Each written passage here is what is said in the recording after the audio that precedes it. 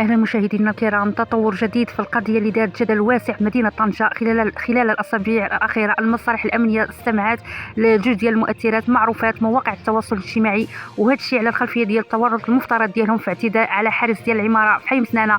القضية بدات بواحد شكاية رسمية تقدم بها الحارس اللي اتهم فيها المؤثرة الشهيرة المعروفة هي والزوج ديالها، بالإضافة إلى مؤثرة أخرى. اعتدوا عليه بالضرب والجرح وتوجيه كلمات نابية في حقه، ودعم الحارس الأقوال ديالو بمقطع فيديو انتشر بزاف على مواقع التواصل الاجتماعي اللي عاود شعل النقاش حول تصرفات بعض المؤثرين في المغرب. الحارس وضح للضابطه القضائيه باللي تعرض للعنف جسديا ولفظيا، وهذا الشيء هو اللي دفعو يلجا للقانون. في المقابل هناك عناصر شرطه بدات تستمع رسميا للمشتبه فيهم باش تعرف ملابسات الحادث والدوافع الحقيقيه. السلطات حاليا خدامه باش ترتب جلسات ديال المواجهه بين الاطراف المعنيه باش توصل الحقيقه ديال اللي وقع بالضبط. هذا الملف دابا كيتم التتبع ديالو خطوه بخطوه تحت اشراف النيابه العامه المختصه.